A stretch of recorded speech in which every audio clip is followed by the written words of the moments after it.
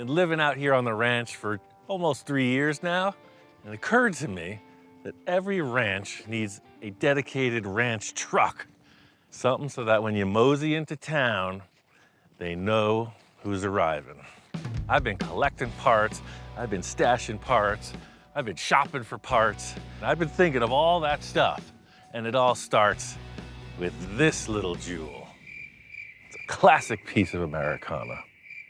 You know, here at Envisioning Central, we like to start off with projects that have a lot of missing parts. It really keeps the mind free to explore the possibilities. Now, you're probably thinking to yourself, it doesn't look much like a ranch truck. And the only reason for that is because a good 70% of the vehicle is missing. That's not a concern for me. I've thought it all through. I've thought part of it through, and here we are. What could possibly go wrong? You know, I'm not one to give stuff away. This Model T has been hanging around for a bit, but I knew it had a ton of potential. What am I gonna do? Put in the old-fashioned engine and putt along at 30 miles an hour? Oh no, this is where it gets real good. I'll be right back.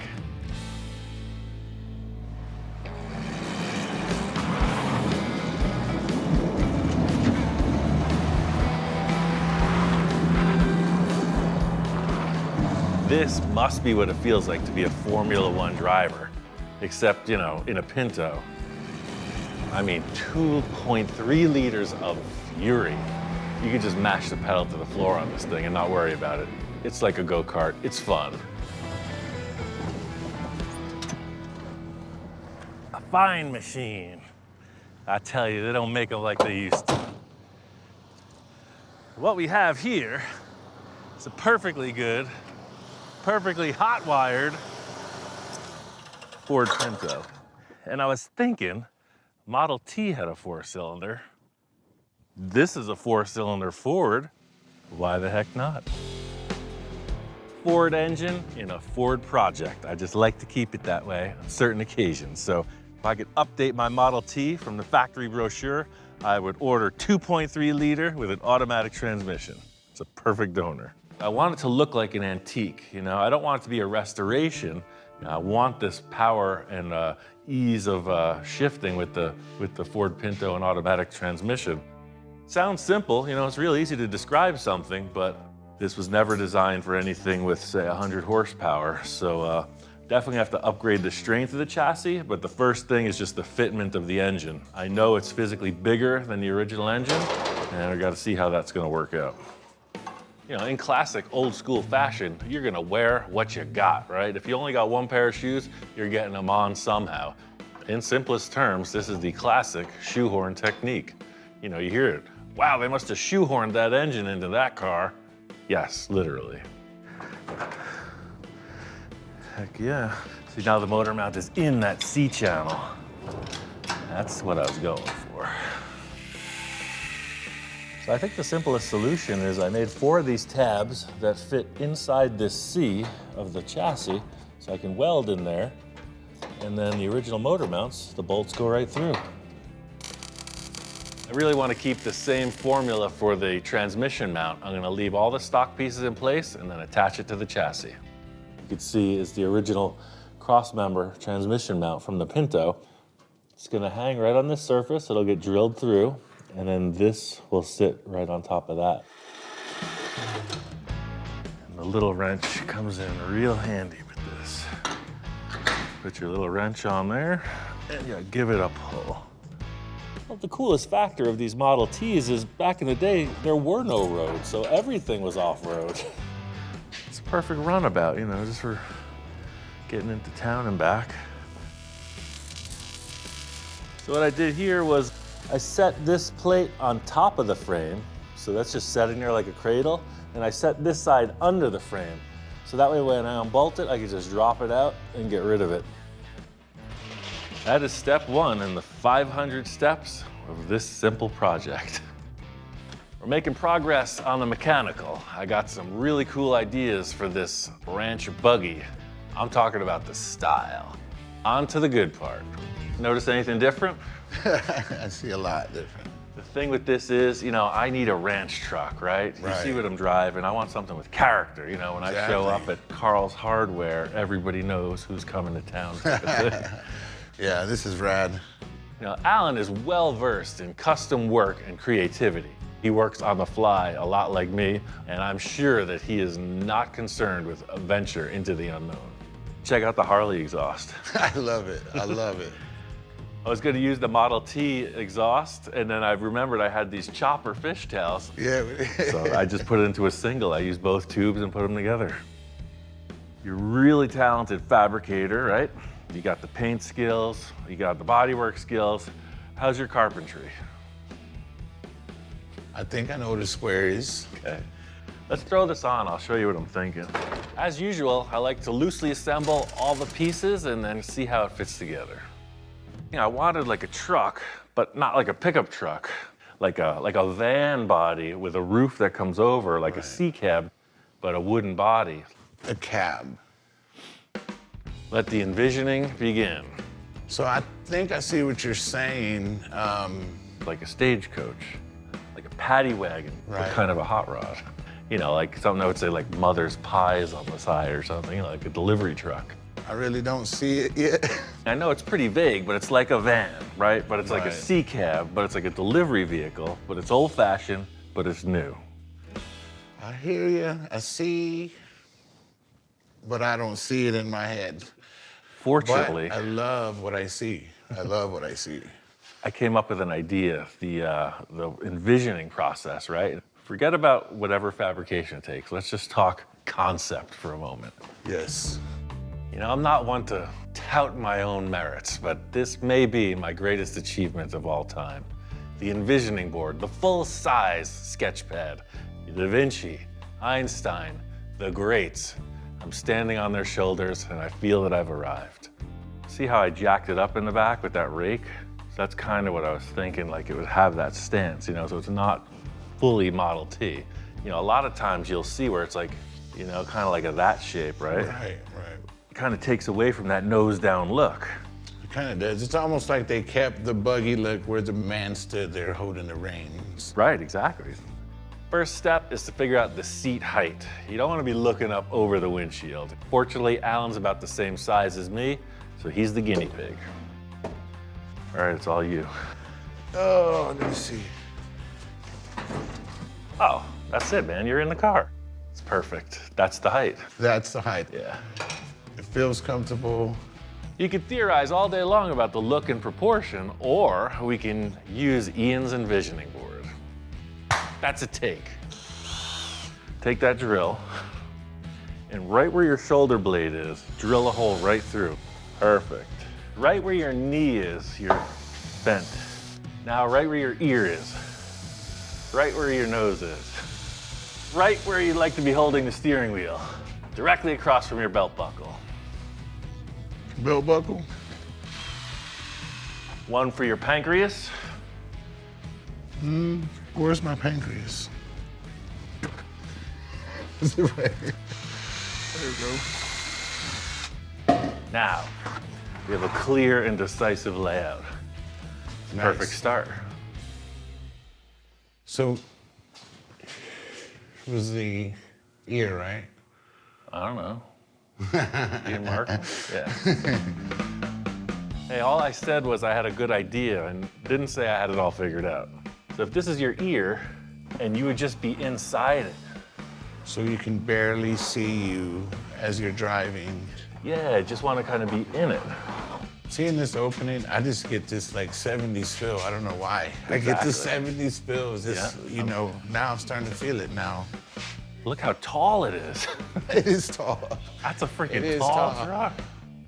I'm digging it. I'm digging it. You know, this is the process of refinement. You start with an idea and you just keep honing it. So this is round. Trace that thing. Seeing like a real life size representation, you know, really helps the process along. How's that look? Yeah, it's perfect. It really is. You see a little bit of your knee, see your leg a little bit. Feels comfortable. It's like you're here and then you see somebody you don't want to see. Well, that settles it. Next step is to take the template and transfer it to the wood, you know, full size, full strength, and it's really gonna flesh this thing out. My favorite part of the project is like the first 10 minutes of it, right? Where you just bring that idea to reality. I think that's our line, man. I'm digging it. I like the round. The round says hot rod to me. Yeah, once we were talking about C-cab, I'm like, oh yeah, just like wide open. You know, if it was a delivery vehicle, no doors or anything, you just hop in and hop out. Prepare to enter the C-cab. Yep, looks difficult to get in. That makes it a show car. Oh yeah. Beep, beep. It doesn't matter if I fit in it. I don't even concern myself with that stuff. I got something here from Speedway that's gonna seal the deal. It's exactly what every Model T needs. Aha. Perfect. I love it, yes. We got the look, we got the sound. We are on our way. Now that we have the template, we'll transfer it to our final skin and complete the structure. Because this is a transition, this is gonna be like a subframe inside the roof. And then the actual body will go around this. It's time for the school glue. A big concern for me was how are we gonna put this thing together, right? So typically, you know, you put a nail in the wood or a screw and you see the head, and I'm like, no, this is more like furniture, like cabinet work. So I concocted this idea of a subframe or substructure inside, and then the fasteners were reversed. That looks like a C-cab roof, don't it? We gotta get in the business of furniture making, man. We could build a couch. Definitely in the cartoon realm, this is where I thrive. Oh yes. The absurdity is just beginning. I love it. The roof line looks really good. I got 2 words for this. Groovy. Let's put this insert in and see what happens then. Oh yeah, look, it fits the windshield perfect too. There's nothing like 3-dimensional representation, life size. This thing is way cooler than I thought when we hung up those boards on the rafters. It's big. Looks like a Hot Wheels almost. Oh yeah, totally cool. You know, I gotta say, the envisioning process and assembly of this went way smoother than expected. It's exactly what I was thinking. A little bit of nonsense and a lot of fashion. The C-cab's really coming along. Alan and I just followed through that same process, front to back. We laid it out, squared it up, screwed and glued the entire assembly together, then skinned the roof with masonite. So all that hard work led up to this. The construction of this thing is pretty much there. It's just now, what does it look like? From here up, I love it. From here down, I have concerns.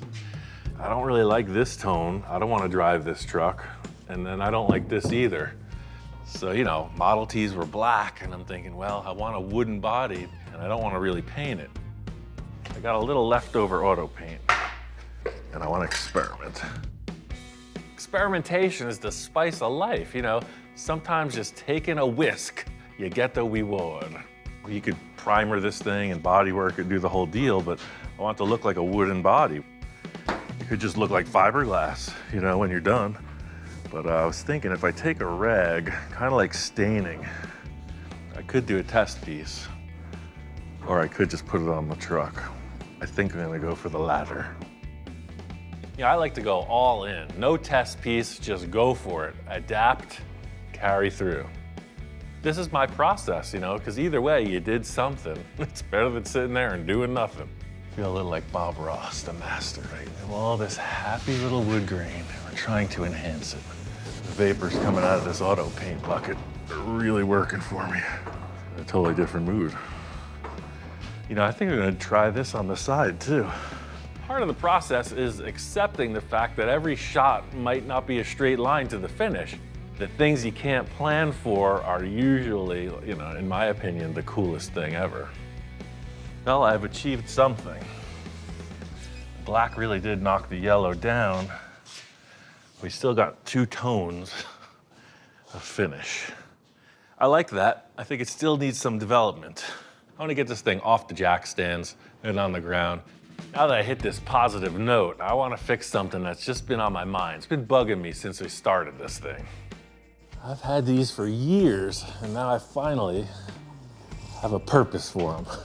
Wheels and tires are one of the big statements of the vehicle, right? It's like, well, what is it? Is it a cruiser? Is it a race car? Is it a monster truck? What is it?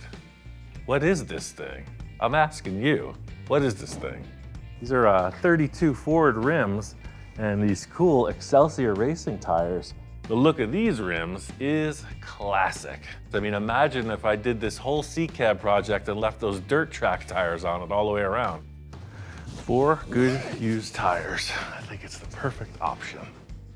The big problem is the 32 Ford bolt pattern doesn't match the Model T and it doesn't match the Ford Pinto, but I got a plan. We got 3 different bolt patterns going on here.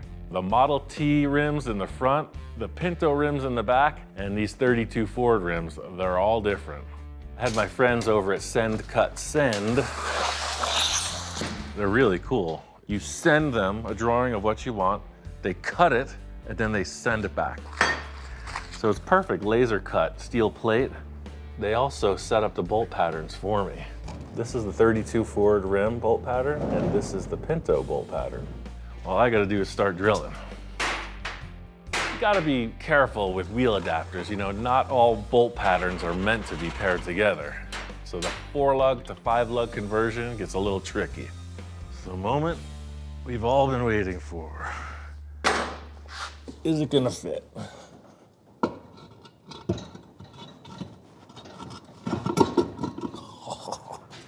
This is one thing I was worried about. I'm glad it's not directly rubbing, but it's close.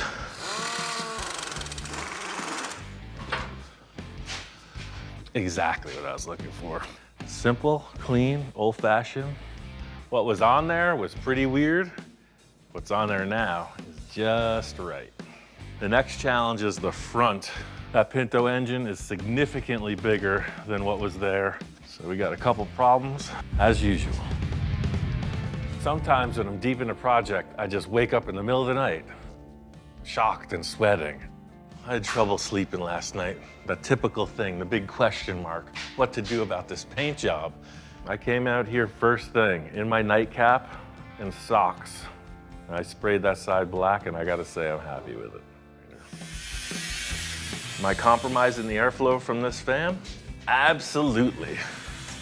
Is it gonna overheat? That's hot rodding. So it looks like it's gonna work. And you know, the only thing that's gonna tell is testing it. But man, if I rev this thing and it starts nipping on the radiator, that could be the end of it. Ooh, Even in 1923, the engineering and the thought, it was preparing this car for the rough roads ahead. And I'll tell you, this hardware is pretty interesting. It's like a suspension for the radiator. I just think it's so cool because it's like the simplest form of suspension. The way it's laid out with the springs, it's gonna stay where you put it and it's gonna hop around a little without destroying itself. So if this thing does go bouncing around on desert, you got a little shimmy to the shake. So this looks good for sure, it'll cool it. But I'm looking for something a little bit more like the Model T, you know? That aluminum is way too bright. I know just what to do. All of a sudden, period correct. Look at that. That looks old-fashioned, wouldn't you say? The big stickler in selling the antique look is keeping this hood in place. Nobody sees what's going on in the engine, you know, the sleeper factor. This is where our problem begins. So if we were to scrub a line straight through, you got an alternator bracket, got an intake manifold, we got a dipstick. So it looks to me like we're gonna have to cut that hood pretty good. That's not very stealthy in my opinion. But you gotta do what you gotta do. Desperate times call for desperate measures. There's no way this thing's going without a hood. See, I got that dipstick tucked out of the way, no problemo. If you're an auto purist and somehow made it this far in the show, I suggest you cover your eyes. It's about to get real. You know what that means? I'm gonna have to cut into this original hood, and I ain't scared. Okay, maybe I'm not that nervous, but I do feel a slight tug on the nostalgia heartstrings. Scratch the paintwork. Aha! What's going on in that Model T? It's just a matter of chipping away at all these culprits. You know, some stuff can stay, some stuff can be modified, but this alternator is a major factor. Who'd have thunk? Actually makes them a little more aggressive. That's gonna work. I don't know what I'm gonna do in the end for these two things, but I wanna put these headlights on to see how they look. It looks like all the mechanical stuff is gonna clear. We'll see what this develops into. The headlights are gonna tell me. I think this is gonna seal the deal on the front end. These two prime specimens. These are the real deal Model T lamps. They look like they belong there. It's actually a Model T. Nobody knows that there's a Pinto in there. I love it. The final element, the crown jewel. Thing that says you're meant to ride like the wind. Everything's lining up. I'm putting the final trim parts on this and something, it just needs a little bit something. I've been struggling with this. You know what they say, it ain't over till it's over. And it ain't over yet. It's getting close to drive time. It's gonna be a wild ride. Moving right along on this buggy, you know, we're getting all the little things in place. We got rid of all that yellow wood tone. Everything's painted black. Getting the wiring progressed. It's almost ready to go down the road. There's just one final thing. We've been busy. This Pinto engine's a little bit more modern than the Model T, so I added a fuse block. And one cool thing I'm doing is I'm routing it all into the stock dash. So it's pretty groovy. The original key will actually start it. It's pretty neat, these old-fashioned switches. I was able to open it up, find out what terminal matched to what, and I just wired it in place of the other stuff. But it's not all daisies in custom buggy land. But sitting back here looking at it, it's like, man, what else could I possibly do? I think the sides are just a little too bland. It's just a real big panel. You know, there's a lot of action with the hardware on the windshield, with the lights, you know, the way that the running boards, it's all very dimensional. And then you have this long, flat side. It's like it needs something. Everything's fair game when I'm working on a new project. That's kind of sacrilege. This would drive people nuts. I just might do that. This one might actually fly. I mean, it's only natural, you know, when the shop is full of signage and you're looking for some kind of element on the side of this thing, it's like, hey, what about a sign? That'd be pretty groovy. Thing is, this is a pretty classy rig, right? So to comic it up, you know, to put something funny on it just might not fit. I'm thinking conservative. We can mark this day in history. That's right, I said it needs something conservative. I started thinking oval, like an oval window. It's like, well, it's a Ford, and you know, Ford is a blue oval, right? I mean, I got this sign, and it's definitely more appropriate than the Chevy rectangle, right? I'm not really feeling the blue, but little the old envisioning device. That works. I like that. It needs to be antique, you know, and that's the right script. It's old school, Ford, you know? It's like headlights had it. It was on the grill shell. I just think hanging a sign on the side is gonna be a little bit like not what I'm looking for. I got an idea that just might enhance it a little bit. Check this out. The Ford oval, right? It's not complicated. It fits the bill. It's the iconic emblem. Why wouldn't it be there? It's gonna take a little something to fit it up, but I think it's a good progress point. You know, I was thinking from the start, like an oval window, and I was like, why would it need a window? But you could see that would play, for sure. Just like making a custom bumper or a chop top, you know, the modification should look like it belongs, like it was always there. That was a little dustier than expected. But I think that this edge is gonna be really set off if I make it black, like that. I think we can kill two birds with one stone here. I definitely need a piece that's gonna support the signage, but I think we could also enhance the look of the interior with the same panel. Kind of a double whammy. Yeah, see, nice and clean. It just gives that interior, like some kind of like reason. I really want this to look like a picture frame, you know? It's really amplify the fact that it's inset. So by painting the edge, it's gonna draw your eye inward towards the sign.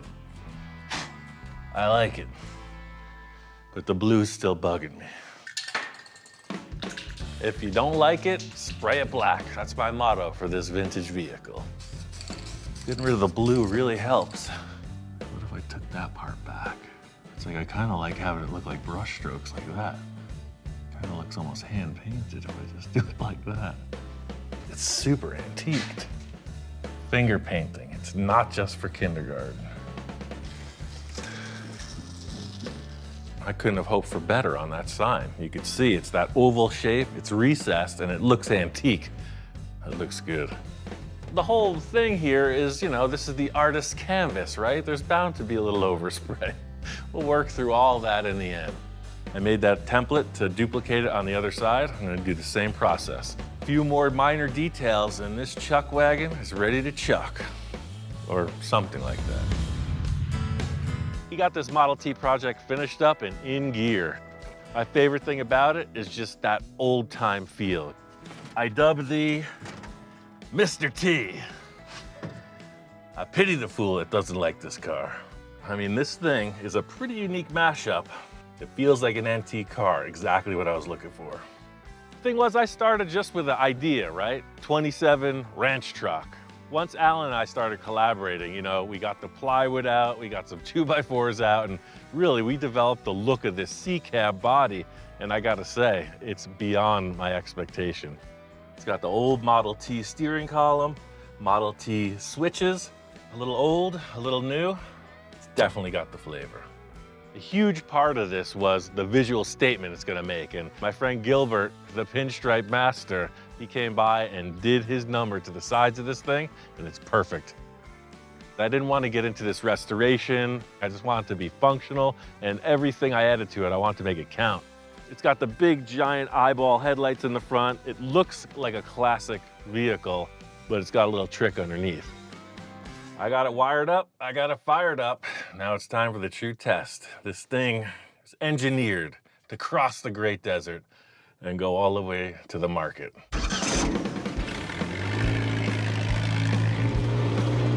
Taking it for the shakedown run, no surprises, fortunately.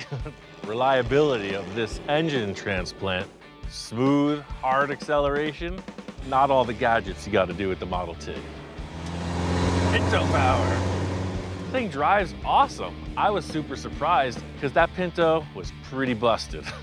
Wait till we hit second. Whoa. The driving experience of something like this on a dirt road is just mind-numbing. It's teeth chattering. Old school. You take a corner, you're going across the seat. It barely stops because there's only rear brakes. It's got way too much power for the whole thing. It's over the ruts, it goes in the berms, over freaking mud piles.